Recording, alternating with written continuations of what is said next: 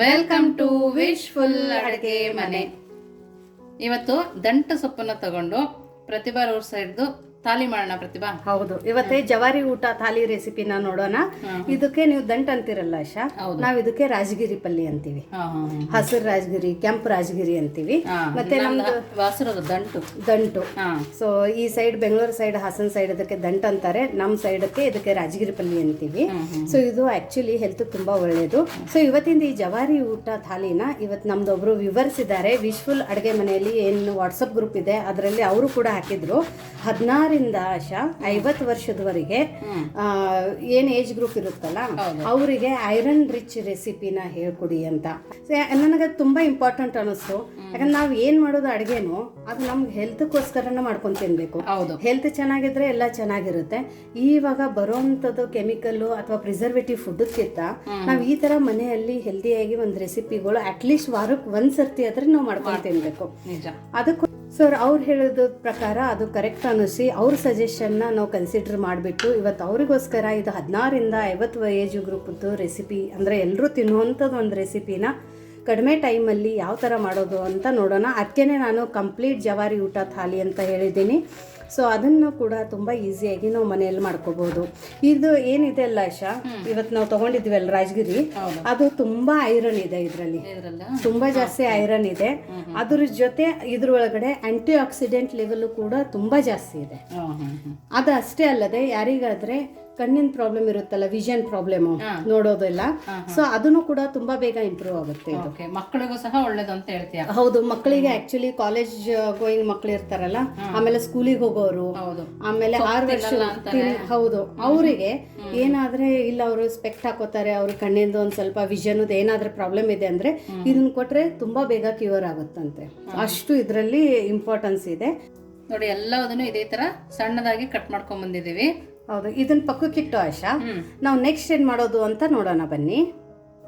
ನೋಡಿ, ಇಲ್ಲಿ ನಾನು ಜೋಳದ ಹಿಟ್ಟನ್ನ ತಗೊಂಡಿದ್ದೀನಿ. ಜೋಳದ ಹಿಟ್ಟನ್ನ ಜಡಿ ಮಾಡೇ ತಗೋಬೇಕು, ಜಡಿ ಮಾಡದೆ ತಗೋಬಾರ್ದು. ಇಲ್ಲಾಂದ್ರೆ ನಾವು ರೊಟ್ಟಿ ಎಲ್ಲ ಮಾಡ್ತೀವಲ್ಲ ಆಶಾ, ಅದು ಒಂಥರ ನುಚ್ಚುನುಚ್ಚಾಗಿ ರೊಟ್ಟಿ ಚೆನ್ನಾಗಿ ಉಬ್ಬಲ್ಲ, ಆಮೇಲೆ ರೊಟ್ಟಿ ಹಾಡಾಗುತ್ತೆ. ಹಂಗಾಗಿ ಜೋಳದ ಹಿಟ್ಟು ನಾವು ಇದನ್ನ ಜಡಿ ಮಾಡೇ ತಗೋಬೇಕು. ಇದ್ರೊಳಗಡೆ ಇವತ್ತೇ ನಾನೊಂದು ಸ್ವಲ್ಪ ಉಪ್ಪನ್ನ ಹಾಕೋತಾ ಇದ್ದೀನಿ. ಉಪ್ಪನ್ನ ಹಾಕ್ಬಿಟ್ಟು ಕುದಿಯ ನೀರಿರುತ್ತೆ ನೋಡಶ, ಬಿಸಿ ನೀರು, ತುಂಬಾ ಕುದಿಯೋ ನೀರು ಒಂದ್ ಸ್ವಲ್ಪ ಹಾಕೊಂಡಿದ್ದೀನಿ. ನೀವು ಹೆಂಗೆ ಅಕ್ಕಿ ಹಿಟ್ಟಕ್ಕೆಲ್ಲ ಜಿಗಿ ಹಾಕೋತಿರಲ್ಲ, ಹೌದು, ನಾವು ಅಕ್ಕಿ ಹಿಟ್ಟಿಗೆ ಜಿಗಿ ಹಾಕ್ಬೇಕಾದ್ರೆ ಪ್ರತಿಭಾ ಬಿಸಿ ನೀರೊಳಗಡೆ ಉಪ್ಪು ಹಾಕಿ ಕುದಿಸ್ಕೊಂಡ್ಬಿಡ್ತೀವಿ. ಹೌದು, ಇದು ನಾವು ಜೋಳದ ಹಿಟ್ಟಕ್ಕೆ ಈ ತರ ಜಿಗಿ ಹಾಕೋತೀವಿ. ಸ್ವಲ್ಪ ಸ್ವಲ್ಪ ಹಾಕೊಂಡೆ, ಇಲ್ಲಾಂದ್ರೆ ಲೂಸ್ ಆಗಬಾರ್ದಲ್ಲ. ಹೌದು, ಬಡಿಯೋಕಂದ್ರೆ ಇಷ್ಟು ಬಿಸಿ ನೀರು ಹಾಕೋ ಅವಶ್ಯಕತೆ ಇಲ್ಲ. ಇವತ್ತು ನಾವು ಲಟ್ಟುಸ್ಬಿಟ್ಟು ಮಾಡ್ತಾ ಇದ್ದೀವಲ್ಲ, ಹಂಗಾಗಿ ಮತ್ತೆ ಜೋಳದ್ರಲ್ಲಿ ತುಂಬಾ ನ್ಯೂಟ್ರಿಷನಲ್ ಬೆನಿಫಿಟ್ಸ್ ಇದಾವೆ. ಇದು ಫುಲ್ ಗ್ಲುಟನ್ ಫ್ರೀ ಆಶಾ. ಇವನ್ ಬೋನ್ಕು ತುಂಬಾ ಸ್ಟ್ರಾಂಗ್ ಮಾಡುತ್ತೆ ಇದು ಜೋಳ. ಡೈಜೆಸ್ಟಿವ್ ಸಿಸ್ಟಮ್ ಕೂಡ ತುಂಬಾ ಇಂಪ್ರೂವ್ ಮಾಡುತ್ತೆ. 1 ವರ್ಷದ ಮಕ್ಕಳಿಗೆಲ್ಲ ಕೊಡ್ಬೋದಾ ಪ್ರತಿಭಾ ಜೋಳ? ನಮ್ಮಲ್ಲಿ ಗಂಜಿ ಮಾಡಿಕೊಡ್ತಾರೆ ಆಶಾ, ಗಂಜಿ ಮಾಡ್ತಾರೆ ಜೋಳದ ಗಂಜಿನ ಗಂಜಿ ಮಾಡಿ ಕೊಟ್ಬಿಡ್ತಾರೆ. ಇವನ್ ವೇಟ್ ಲಾಸ್ ಹೆಲ್ಪ್ ಆಗುತ್ತೆ. ಹೌದು, ಯಾರಿಗಾದ್ರೂ ಪ್ರತಿಭಾ 1 ವರ್ಷದ ಮಕ್ಳಿಗೆ ಏನಾದ್ರು ಫುಡ್ ಬೇಕಂದ್ರೆ ತೋರಿಸ್ಬೋದಲ್ವಾ? ಹೌದು, ತೋರಿಸ್ಬೋದು. ನಿಮ್ಗೆ ಅದನ್ನ ರೆಸಿಪಿ ಬೇಕಂದ್ರೆ ನೀವು ನಮ್ಗೆ ವಾಟ್ಸಪ್ ಮಾಡಿ. ವಾಟ್ಸಪ್ ಗ್ರೂಪ್ ಲಿಂಕ್ ಅನ್ನು ಕೂಡ ನಾನು ಡಿಸ್ಕ್ರಿಪ್ಷನ್ ಅಲ್ಲಿ ಕೊಟ್ಟಿರ್ತೀನಿ. ಸೊ ವಿಶ್ಫುಲ್ ಅಡುಗೆ ಮನೆ ವಾಟ್ಸಪ್ ಗ್ರೂಪ್ ಲಿಂಕ್ ಅನ್ನ ಜಾಯಿನ್ ಆಗಿ ಅಲ್ಲಿ ನೀವು ನಮಗೆ ಸಜೆಷನ್ ಅಷ್ಟೇ ಅಲ್ಲ, ನೀವು ಬೇಕಾಗಿರೋ ರೆಸಿಪಿ ಕೂಡ ನೀವು ನಮಗೆ ಅಲ್ಲಿ ಕೇಳಬಹುದು. ಸೊ ಅದನ್ನ ಅಷ್ಟೇ ಅಲ್ಲ, ಕೆಲವು ಇವತ್ತಿಂದ ಹೇಳ್ದಲ್ಲ ನಿನಗೆ, ಬೆಳಿಗ್ಗೆ ಒಬ್ರು ಮೆಸೇಜ್ ಹಾಕಿದ್ರು ಅಂತೇಳಿ, ಅವರು ಬಳ್ಳಾರಿಯಿಂದ ಮೆಸೇಜ್ ಹಾಕಿರೋದು. ಸೊ ಅವರು ಐರನ್ ಡೆಫಿಸಿಯನ್ಸಿ ಅಥವಾ ಕ್ಯಾಲ್ಸಿಯಂ, B12 ಡೆಫಿಸಿಯನ್ಸಿ ಅವರಿಗೆ ಮನೆಯಿಂದಾನೇ ನಾವು ಹೆಲ್ದಿ ಫುಡ್ ಅನ್ನ ಹೆಂಗ್ ಮಾಡೋದು ಅಂತ ಕೇಳಿದ್ರು. ಸೊ ಇದನ್ನು ಜೋಳನು ಕೂಡ ರಿಚ್ ಇನ್ ಐರನ್ ಆಶಾ. ಎಷ್ಟು ಐರನ್ ಇದೆ ಅಷ್ಟೇ ಇಕ್ವಿಲೆಂಟ್ ಇದರಲ್ಲಿ ಪ್ರೋಟೀನ್ ಕೂಡ ಇದೆ. ಸೊ ಹಂಗಾಗಿ ಐರನ್ ಡೆಫಿಷಿಯನ್ಸಿ ಅವರು ಬರೀ ಲೇಡಿ ಫಿಂಗರ್ ಅಂದ್ರೆ ಬೆಂಡೆಕಾಯಿ ಅಷ್ಟೇ ಅಲ್ಲ, ಬ್ರೋಕೊಲಿ ಅಷ್ಟೇ ಅಲ್ಲ, ಇವನ್ ಜೋಳನೂ ತಿನ್ಬಹುದು.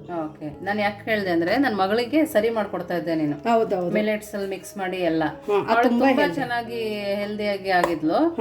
ಅದಕ್ಕೆ ಯಾರಿಗಾರು ಬೇಕಿದ್ರೆ ಆ ತರ ಕೂಡ ಮಾಡಬಹುದು. ಸೊ ಅದನ್ನ ಒಂದ್ 7 ತಿಂಗಳು ಹಿಡ್ಕೊಂಡೇ ಕೊಡ್ಬೋದು ಆಶಾ. ಹೌದು ನೋಡಿ, ಇದನ್ನ ಬಿಸಿ ನೀರಲ್ಲಿ ಈ ಲೆವೆಲ್ ಆಗೋ ತನಕ ಆಶಾ ನಾನು ಬಿಸಿ ನೀರಲ್ಲಿನೇ ಹಾಕೊಂಡಿದ್ದೀನಿ. ನೋಡಿ, ಇದನ್ನ ಇವಾಗ ನಾವು ಮುಚ್ಚಿಬಿಟ್ಟು ಇಡ್ಬೇಕು, ಯಾಕಂದ್ರೆ ತುಂಬಾ ಬಿಸಿ ಇರುತ್ತಲ್ಲ. ಎಷ್ಟು ನಿಮಿಷ ಇಡಬೇಕು ಇದನ್ನ ಒಂದು 5 ನಿಮಿಷ ಇಟ್ರೆ ಪರವಾಗಿಲ್ಲ ಆಶಾ. ನಮ್ದಲ್ಲಿ ರಾಜಗಿರಿ ಪಲ್ಯ ಒಗ್ಗರಣೆ ಹಾಕೋ ತನಕ ಇದನ್ನ ನಾವು ಮುಚ್ಚಿಟ್ಬಿಡೋಣ, ಅಂದ್ರೆ ಇದು ಸಾಫ್ಟ್ ಆಗಿ ಹಂಗೆ ಉಳಿತೈತೆ. ನೋಡಿ ಇವಾಗ ನಾವು ಅಥೆಂಟಿಕ್ ಉತ್ತರ ಕರ್ನಾಟಕದ ಆಶಾ ಮೆಣಸಿನಕಾಯಿ ಚಟ್ನಿನೂ ಮಾಡೋಣ. ಯಾಕಂದ್ರೆ ಜೋಳದ ರೊಟ್ಟಿ ಜೊತೆ ಇವತ್ತು ಜೋಳದ ರೊಟ್ಟಿ ಥಾಲಿ ಮಾಡ್ತಾ ಇದೀವಲ್ಲ, ಸೊ ಹಂಗಾಗ್ಬಿಟ್ಟು ಅಥೆಂಟಿಕ್ ಆಗಿ ಮಾಡ್ತಾ ಇದೀವಿ. ಇಲ್ಲಿ ನಾನು ಮೆಣಸಿನಕಾಯಿನ ತಗೊಂಡಿದ್ದೀನಿ ಆಶಾ. ನಿಮ್ಗೆ ಎಷ್ಟು ಬೇಕು ಚಟ್ನಿ ಅಷ್ಟು ಇಲ್ಲಿ ನೀವು ಮೆಣಸಿನಕಾಯಿನ ತಗೋಬಹುದು. ಸ್ವಲ್ಪ ಖಾರ ಕಮ್ಮಿ ಇರುತ್ತೆ ಮೆಣಸಿನಕಾಯಿ. ಹೌದು, ಇಲ್ಲಿ ಒಂದ್ ಸ್ವಲ್ಪ ಜಾಸ್ತಿ ಇರುತ್ತೆ. ಹಂಗಾಗಿ ಇದನ್ನ ಒಂದರಲ್ಲಿ ಎರಡು ನಾವು ಈ ತರ ಕಟ್ ಮಾಡ್ಕೊಂಡು ಹಾಕೊಳ್ಳೋಣ. ಇಲ್ಲಾಂದ್ರೆ ಮಧ್ಯದಲ್ಲಿ ಕೂಡ ಸೀಳ್ಬಿಟ್ಟು ಹಾಕೋಬಹುದು ಆಶಾ. ಇಲ್ಲಾಂದ್ರೆ ಪಟಾಪಟ ಅಂತ ಎಲ್ಲ ಕಡೆ ಸಿಡೋದಿರುತ್ತೆ. ಸೊ ಇದ್ರ ಒಳಗಡೆ ಆಶಾ ಸ್ವಲ್ಪ ಎಣ್ಣೆನ ಹಾಕೊಳ್ಳೋಣ. ಹಾಕೊಂಡ್ಬಿಟ್ಟು ಒಂದು ಸ್ವಲ್ಪ ಚೆನ್ನಾಗಿ ಕಣ್ಣು ಬೀಳೋ ತನಕ ಹುರಿಬೇಕು. ಇದು ಭಾರಿ ಫೇಮಸ್ ಆಶಾ ಜೋಳದ ರೊಟ್ಟಿ ಕೂಡ. ಜೋಳದ ರೊಟ್ಟಿ ಅಂದ್ರೆ ಗದ್ದೆಗೆ ಹೋಗೋರು, ಹೊಲಕ್ಕೆ ಹೋಗೋರು ಬುತ್ತಿ ಕಟ್ಕೊಂಡು ಹೋಗ್ತಾರಲ್ಲ, ಕಂಪಲ್ಸರಿ ಒಯ್ತಾರೆ ಅವರು. ಏನೂ ಪಲ್ಯ ಇಲ್ಲ ಅಂದ್ರೂ ಬಿಸಿ ಬಿಸಿ ರೊಟ್ಟಿ, ಮೊಸರ ಮತ್ತು ಇದು ಹಸಿಮೆಣಸಿನಕಾಯಿ ಚಟ್ನಿ ಇದ್ರೆ ಊಟ ಮುಗೀತು. ಸೊ ನೋಡಿ, ಇದು ತುಂಬಾ ಚೆನ್ನಾಗಿ ಈ ತರ ಕಣ್ಣು ಬೀಳೋ ತರ ಹುರಿದಿದ್ದೆಲ್ಲ ಆಚೆ. ಇವಾಗ ಸ್ಟೋವ್ನ ಸಣ್ಣ ಮಾಡೋಣ, ಫ್ಲೇಮನ್ನು.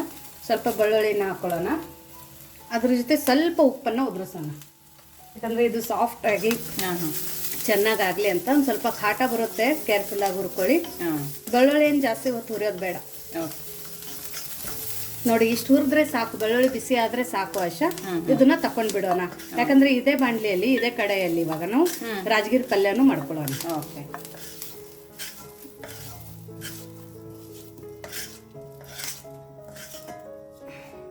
ಇವಾಗ ಇಲ್ಲೊಂದು ಸ್ವಲ್ಪ ಎಣ್ಣೆನ ಹಾಕೊಳ್ಳೋಣ. ಸ್ವಲ್ಪ ಖಾಟ ಬಂದಿದೆ ಮೆಣಸಿನ್ಕಾಯಿದು. ಹೌದು, ಮೆಣಸಿನ್ಕಾಯಿ ಹುರಿದ್ವಲ್ಲ. ಇದಕ್ಕೇನೆ ಒಂದ್ ಸ್ವಲ್ಪ ಆಶಾ ಬೆಳ್ಳುಳ್ಳಿನ ಹಾಕೊಳ್ಳೋಣ. ಸ್ವಲ್ಪ ಬೆಳ್ಳುಳ್ಳಿ ಜಾಸ್ತಿ ಹಾಕೊಂಡ್ರೆ ಸೊಪ್ಪಿನ ಪಲ್ಯಕ್ಕೆ ತುಂಬಾ ಚೆನ್ನಾಗಿರುತ್ತೆ.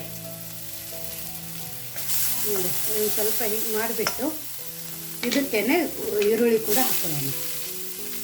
ಈರುಳ್ಳಿನ ಸ್ವಲ್ಪ ಕೆಂಪಾಗಬೇಕಲ್ಲ ಪ್ರತಿಭಾ? ಸ್ವಲ್ಪ ಕೆಂಪಾಗೋತನ ಹುರ್ಕೊಳ್ಳೋಣ.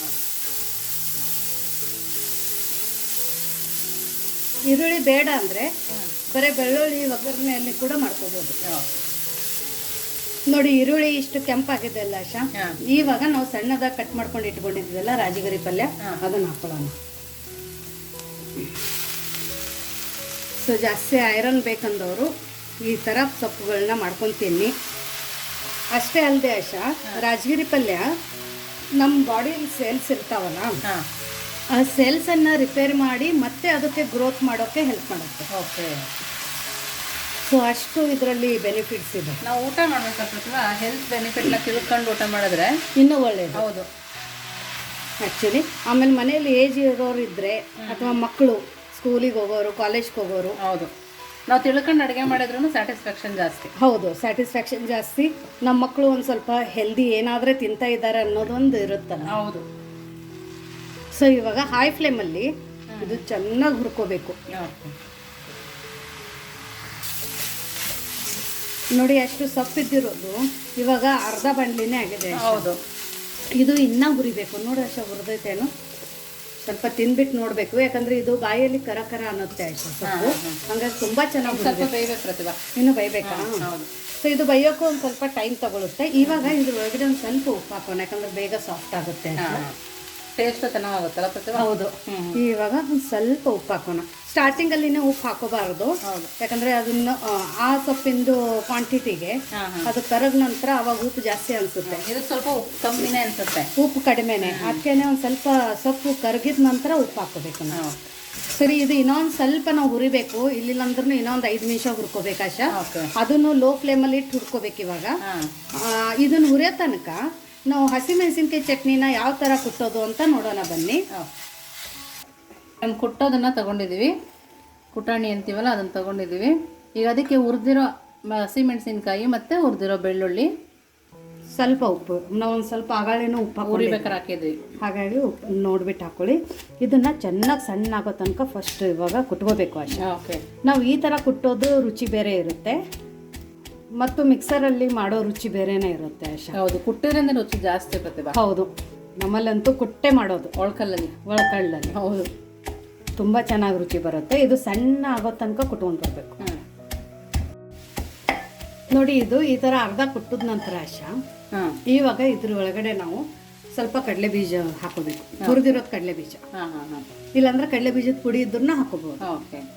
ಸ್ವಲ್ಪ ಕೊತ್ತಂಬರಿ, ಇಷ್ಟೆಲ್ಲನ ಹಾಕೊಂಡು ಚೆನ್ನಾಗಿ ಅದನ್ನು ಕುಟ್ಕೊಂಡು ಬರ್ಬೇಕು. ಮತ್ತೆ ಸಣ್ಣ ಆಗೋ ತನಕ ಕುಟ್ಕೋಬೇಕು. ಓಕೆ.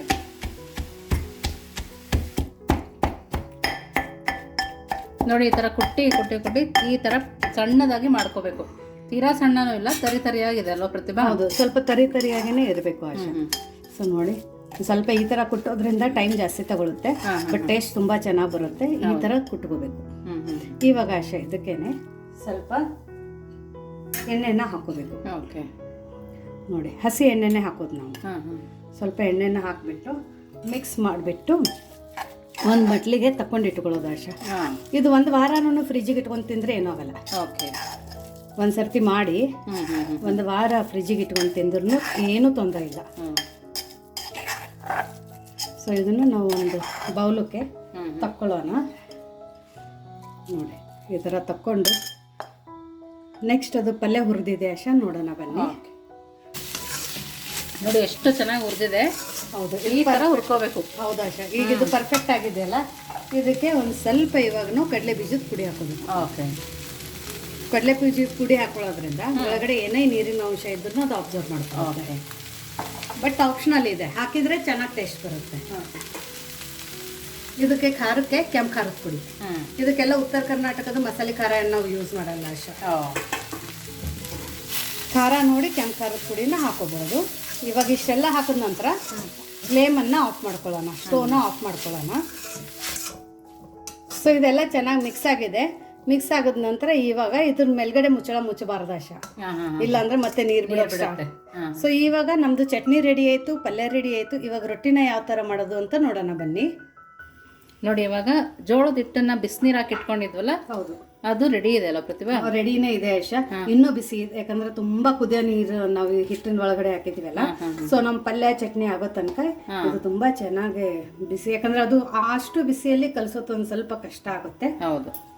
ಸೊ ಇದೆಲ್ಲಾನು ನಿಮ್ಗೆ ಎಷ್ಟು ಬೇಕೋ ಅಷ್ಟೆಷ್ಟು ತಕೊಂಡು ಇದನ್ನ ಚೆನ್ನಾಗಿ ಮಿತ್ಕೋಬೇಕು ಆಶಾ. ಎಷ್ಟೆಷ್ಟು ಬೇಕು ಅಷ್ಟೆಷ್ಟು ಅಷ್ಟೆಷ್ಟು ತಕೊಂಡು ನಾವು ಮತ್ತೆ ಇದ್ರ ಮೇಲ್ಗಡೆ ಮುಚ್ಚಳನ ಮುಚ್ಚಿಬಿಟ್ಟು ಪಕ್ಕಕ್ಕೆ ಇಟ್ಬಿಡ್ಬೇಕು. ಇವಾಗ ಇದಕ್ಕೇನೆ ಸ್ವಲ್ಪ ಸ್ವಲ್ಪ ನೀರನ್ನು ಹಾಕೊಂಡು ನಾವು ಚಪಾತಿಗೆ ಹೆಂಗೆ ಹಿಟ್ಟು ಕಲಿಸ್ತೀವಲ್ಲ ಆ ಥರ ಕಲಿಸ್ಬೇಕು. ನೋಡಿ, ತುಂಬ ಚೆನ್ನಾಗಿ ಕಲಿಸ್ಬೇಕು. ಬಡದು ಜೋಳದ ರೊಟ್ಟಿ ಯಾರಿಗಾದ್ರೆ ಬೇಕಂದ್ರೆ ಅದ್ರ ಲಿಂಕನ್ನು ಕೂಡ ಡಿಸ್ಕ್ರಿಪ್ಷನ್ ಬಾಕ್ಸಲ್ಲಿ ಇದೆ, ಫುಲ್ ಡೀಟೇಲ್ಸಲ್ಲಿ ಹೇಳ್ಕೊಟ್ಟಿದ್ದೀವಿ, ನೀವು ಅದನ್ನು ಕೂಡ ಟ್ರೈ ಮಾಡ್ಬೋದು. ಇನ್ನೊಂದಂದರೆ ಯಾರಿಗಾದ್ರೆ ಉತ್ತರ ಕರ್ನಾಟಕದ ಮಸಾಲೆ ಖಾರ ಬೇಕು ಅಂದರೆ ನೀವು ಡಿಸ್ಕ್ರಿಪ್ಷನ್ ಬಾಕ್ಸಲ್ಲಿ ನಾನು ವಾಟ್ಸಪ್ ನಂಬರ್ ಕೊಟ್ಟಿದ್ದೀನಿ, ಅಲ್ಲಿ ವಾಟ್ಸಪ್ ಮಾಡಿದರೆ ಸಾಕು. ನಿಮ್ದು ಅಡ್ರೆಸ್ಸನ್ನು ಕಳಿಸಿ ರೇಟು ಡೀಟೇಲ್ಸ್ ಎಲ್ಲನೂ ನಿಮಗೆ ಅಲ್ಲೇ ಶೇರ್ ಮಾಡಲಾಗುತ್ತೆ. ಅದ್ರ ಜೊತೆ ಹಾಸನ ಬೆಂಗಳೂರದ್ದು ಅಥೆಂಟಿಕ್ ಸಾಂಬಾರ್ ಪೌಡರ್ನು ಯಾರಿಗಾದ್ರೆ ಬೇಕಂದ್ರೆ ಹೋಮ್ ಮೇಡ್ ಇದೆಲ್ಲ, ಅದನ್ನು ಕೂಡ ನೀವು ಅದೇ ವಾಟ್ಸಪ್ ನಂಬರ್ಗೆ ವಾಟ್ಸಪ್ ಮಾಡಿದರೆ ನಿಮಗೆಲ್ಲ ಡೀಟೇಲ್ಸನ್ನು ನಾವು ಪ್ರೊವೈಡ್ ಮಾಡ್ತೀವಿ. ಇದನ್ನು ತುಂಬ ಚೆನ್ನಾಗಿ ಮಿತ್ಕೊಂಡು ಬರೋಣ ಅಂತ ಆಶಾ. ಓಕೆ. ಸೊ ನೋಡಿ, ಕೈಗೆ ಒಂದು ಸ್ವಲ್ಪ ಸ್ವಲ್ಪ ನೀರು ಹಾಕೊಂಡು ಇದೇನು ಹದಡಿ ಇರುತ್ತಲ್ಲ ಆಶಾ, ಅದ್ರನ್ನೇ ಈ ಥರ ನಾದಿ ಹಿಟ್ಟನ್ನು ಸಾಫ್ಟ್ ಮಾಡ್ಕೊಂಡು ಮೇನ್ ಇದೆ, ಎಷ್ಟಾಗುತ್ತೆ ಅಷ್ಟು ಪ್ರೆಷರ್ ಹಾಕಿ ಮಾಡ್ಕೋಬಹುದು. ಇವಾಗ ಇದು ನಮ್ದು ಹಿಟ್ಟು ರೆಡಿ ಆಗಿದೆ. ಇವಾಗ ಇದ್ರದೊಂದು ಚಿಕ್ಕದಾಗಿ ಉಂಡೆನ ಮಾಡ್ಕೊಳ್ಳೋಣ. ನೋಡಿ, ಈ ಥರ ಮಾಡಿ ಒಂದೆಷ್ಟು ಚಿಕ್ಕದ ಉಂಡೆನ ತಗೊಳ್ಳೋಣ. ಇದನ್ನ ಪಕ್ಕಕ್ಕೆ ಇಡೋಣ. ನೋಡಿ, ಚಿಕ್ಕದಾಗಿ ಉಂಡೆ ತಗೊಂಡೈತಲ್ಲ ಆಶಾ, ಮತ್ತೆ ಒಂದು ಸ್ವಲ್ಪ ಕೈಗೆ ನೀರನ್ನು ಹಚ್ಕೊಂಡು ಇದ್ರೊಳಗಡೆ ಎಷ್ಟು ಬೇಕೋ ಅಷ್ಟು ಉಂಡೆ ಈ ಥರ ಮಾಡ್ಕೋಬೇಕು. ಮಾಡಿಕೊಂಡು ತೆಳಗಡೆ ಹಿಟ್ಟನ್ನು ಹಾಕ್ಕೊಳ್ಳೋಣ. ಆಮೇಲೆ ಇದಕ್ಕೂ ಒಂದು ಸ್ವಲ್ಪ ಮೇಲ್ಗಡೆ ಹಿಟ್ಟನ್ನು ಹಾಕಿ ಸ್ವಲ್ಪ ಅಗಲ ಆಗೋ ತನಕ ನಾವು ಇದನ್ನು ಬಡಿಬೇಕು. ಸ್ವಲ್ಪ ಅಗಲ ಆಗೋ ತನಕ. ಇಷ್ಟಂತೂ ಯಾರು ಬೇಕಾದವರು ಬಡಿತಾರೆ. ಹೌದು, ಈ ಥರ. ಈಗ ಇಷ್ಟು ಅಗಲ ಆಯ್ತಲ್ಲ ಆಶಾ, ಇಲ್ಲಿ ನೋಡಿ ಲಟ್ಟಣಿಗೆ ಇದೆ, ಇದಕ್ಕೊಂದು ಸ್ವಲ್ಪ ಹಿಟ್ಟು ಹಾಕೊಳ್ಳೋಣ.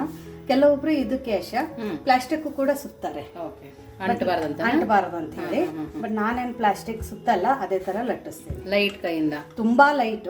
ನೀವು ಒಬ್ಬಟ್ಟೆಲ್ಲ ಲಟ್ಟಿಸಿ ಮಾಡ್ತಿದ್ರೆ ಅದಕ್ಕೆ ಯಾವ ತರ ಇರಬೇಕು ಅದೇ ತರ. ತುಂಬಾ ಜನ ಕೇಳಿದ್ರು ಪ್ರತಿಭಾ. ಹೌದು, ಲಟ್ಟಿಸ್ ತೋರಿಸಿ ಅಂತ. ಹೌದು, ಮತ್ತೆ ಇದನ್ನ ಲಟ್ಟಿಸ್ಬೇಕಾದ್ರೆ ಮಧ್ಯದಲ್ಲಿ ಜಾಸ್ತಿ ತಗೋಬಾರ್ದು. ಇದು ಏನ್ ಏಜ್ ಇರುತ್ತಲ್ಲ ಸೈಡು, ಅದರಿಂದ ಈ ಸೈಡ್ ಎಳ್ಕೋಬೇಕು. ನೀವು ಚಪಾತಿ ಎಲ್ಲ ಹೆಂಗ್ ಎಳ್ಕೋತೀರಾ ಆ ತರ. ಚಪಾತಿ ಅಷ್ಟು ಇದು ಪ್ರೆಷರ್ ಹಾಕೋಂಗಿಲ್ಲ, ತುಂಬಾ ನಿಧಾನಕ್ಕೆ. ಮತ್ತೆ ಯಾವಾಗ ಅಂಟುತ್ತಂದ್ರೆ ಬೆಳ್ಳುಣ್ಗಿಗೆ ಹಿಟ್ಟು ನೀರಿದ್ರೆ ಮಾತ್ರ ಇದು ಕಂಟ್ಕೊಂಡು ಬಂದ್ಬಿಡುತ್ತೆ. ಸೊ ಹಿಟ್ಟು ಪೂರ್ತಿಯಾಗಿ ನೀರನ್ನು ಅಬ್ಸರ್ವ್ ಮಾಡ್ಕೊಳ್ಳೋ ತನಕನೂ ನಾವು ಮಿತ್ಕೋಬೇಕು. ಓಕೆ ನೋಡಿ, ಒಂದು ಸ್ವಲ್ಪ ಅಂಟಿಲ್ಲ, ಎಲ್ಲಿ ಎದ್ದು ಬಂದಿಲ್ಲ. ಎಷ್ಟು ತಿಳಿವು ಬೇಕೋ ಅಷ್ಟು ತಿಳಿವಾಗಿ ನಾವು ಇದನ್ನು ರೊಟ್ಟಿನ ಲಟ್ಟಿಸ್ಬೋದು. ಜಾಸ್ತಿ ತಿಳಿಯೋದ್ರೆ ಚೆನ್ನಾಗಿರುತ್ತಾ? ಚೆನ್ನಾಗಿರುತ್ತೆ. ನೋಡಿ, ಈ ಥರ ನಮ್ಮ ರೊಟ್ಟಿ ರೆಡಿ ಆಯಿತು. ಓಕೆ. ಸೊ ನೋಡಿ, ನಮ್ಮದು ರೊಟ್ಟಿ ಲಟ್ಟುಶ್ ಆಗಿದೆ. ಎತ್ತೋದು ತುಂಬ ಈಸಿಯಾಗಿದೆ. ನೋಡಿ ಎಷ್ಟು ತಿಳಿವಾಗಿದೆ ನೋಡಿ. ಚಪಾತಿಕ್ಕಿಂತನೂ ತಿಳಿವಾಗಿದೆ. ಸೊ ನಾದೋದ್ರ ಮೇಲೂ ಹೋಗುತ್ತೆ. ಸೊ ಹಾಗಾಗಿ ಇವಾಗ ಇದು ರೊಟ್ಟಿನ ತವಿ ಮೇಲೆ ಯಾವ ಥರ ಹಾಕೋದು ಅಂತ ನೋಡೋಣ. ಕೆಲವೊಬ್ರಿಗೆ ರೊಟ್ಟಿ ಹಾಕೋಕ್ ಬರಲ್ಲ, ಅದಕ್ಕೂ ಒಂದು ಟ್ರಿಕ್ ಇದೆ. ಬೆಲ್ಲುನ್ಗೆನ ಈ ಥರ ಇಟ್ಕೊಳ್ಳಿ. ಓಕೆ, ಆಮೇಲೆ ಇದಕ್ಕೆ ಈ ಥರ ಹಾಕೊಳ್ಳಿ, ರೋಲ್ ಮಾಡ್ಕೊಳ್ಳಿ. ಇದಕ್ಕೊಂದು ಸ್ವಲ್ಪ ಜಿಗೆ ಅಂಶ ಕಡಿಮೆ ಇರುತ್ತೆ. ಪಟ್ ಅಂತ ಇದೇ ಥರ ಎತ್ತಬೇಕು. ನೋಡಿ, ಈ ಥರ ತೆಳಗೆ ಬೆಲ್ಲುನ್ಗೆ ತೆಳಗೆ ಇಟ್ಟೋಗ್ಬಾರ್ದು. ಜಸ್ಟ್ ಇದ್ರ ಮೇಲ್ಗಡೆ ಹಿಂಗೆ ಇಡಬೇಕು. ಸ್ವಲ್ಪ ಒಂದು ಹಿಂಗೆ ಮಾಡಿ ಇದನ್ನೇ ಹಿಂಗೆ ಎತ್ಕೊಂಡು ಹೋಗೋದು. ಎತ್ಕೊಂಡು ಉಲ್ಟಾ ಹಾಕೋದು. ಉಲ್ಟಾ ಹಾಕೋದು. ನಾ ತೋರಿಸ್ತೀನಿ ಹೆಂಗೆ ಹಾಕೋದು ಅಂತ. ನೋಡಿ, ತವೆ ಬಿಸಿ ಇದೆ ನೋಡಶ. ಆಮೇಲೆ ಈ ಥರ ಹಾಕೋಬೇಕು ಇದನ್ನು.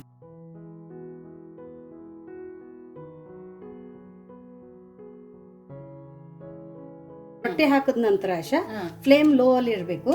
ನೀರ್ ಹಾಕಿದ ತಕ್ಷಣನೇ ಫ್ಲೇಮ್ ಅನ್ನ ಹೈ ಫ್ಲೇಮ್ ಅಲ್ಲಿ ಇಟ್ಕೋಬೇಕು. ಸೊ ಕೈಯಿಂದ ನೀರ್ ಹಚ್ಚೋಕ್ ಬರ್ತಿದ್ರೆ ಹಚ್ಕೊಳ್ಳಿ, ಬಟ್ ಬೆಟರ್ ಬಟ್ಟೆನ ಯೂಸ್ ಮಾಡಿ, ಕಾಟನ್ ಬಟ್ಟೆ ನೀರ್ ಹಚ್ಚೋಕೆ. ಸೊ ನೋಡಿ, ಈ ತರ ಬರುತ್ತೆ. ಇದೊಂದು ಸ್ವಲ್ಪ ಆರ್ಬೇಕು. ಇವಾಗ ಮೇಲ್ಗಡೆ ನೀರ್ ಇರುತ್ತಲ್ಲ ಸ್ವಲ್ಪ ಡ್ರೈ ಆಗ್ಬೇಕು ಅದನ್ನು. ಇವಾಗ ಇದನ್ನ ಸ್ವಲ್ಪ ಈ ತರ ಎತ್ಕೊಂಡು ಈ ತರ ಹಾಕೋದು. ಸೊ ಲಟ್ಟುಶ್ ಮಾಡೋದು ಕೂಡ ತುಂಬಾ ಈಸಿ ಇದೆ, ತುಂಬಾ ಫಾಸ್ಟ್ ಆಗಿನೂ ಆಗುತ್ತೆ. ಹೌದು, ಬೇಗ ಆಗುತ್ತೆ. ಸೊ ನೋಡಿ, ಮಧ್ಯದಲ್ಲಿ ಒಂದು ಸ್ವಲ್ಪ ಸ್ವಲ್ಪ ಈ ತರ ತಿರುಗಿಸಿ ಹಾಕ್ಬೇಕು. ಸೈಡ್ ಎಲ್ಲ ಬೇಯಿಸ್ಕೊಬೇಕಲ್ಲ, ಚೆನ್ನಾಗಿ ಬೇಯಿಸ್ಬೇಕು. ಇವಾಗ ಇದನ್ನ ತಿರುಗಿಸೋಣ. ಫ್ಲೇಮ್ ಮಾತ್ರ ಒಂದೇ ತರ ಇಟ್ಕೊಳ್ಳಿ. ನೋಡಿ, ತಾನೇ ಉಬ್ಕೊಂಡು ಬರುತ್ತೆ. ಹೌದು. ಕೆಲವೊಬ್ರದ್ದು ಕಂಪ್ಲೇಂಟ್ ಅಂದ್ರೆ ಲಟ್ಟುಶ್ ಮಾಡಿದ್ರೆ ರೊಟ್ಟಿ ಉಬ್ಬಲ್ಲ ಅನ್ನೋ ಕಂಪ್ಲೇಂಟು. ನೋಡಿ, ವಿತ್ ಪ್ರೂಫ್ ಲಟ್ಟುಶ್ ಮಾಡಿದ್ರು ರೊಟ್ಟಿ ಇಷ್ಟೇ ಚೆನ್ನಾಗಿ ಉತ್ಕೊಳ್ಳುತ್ತೆ. ಹೌದು, ನೋಡಿ.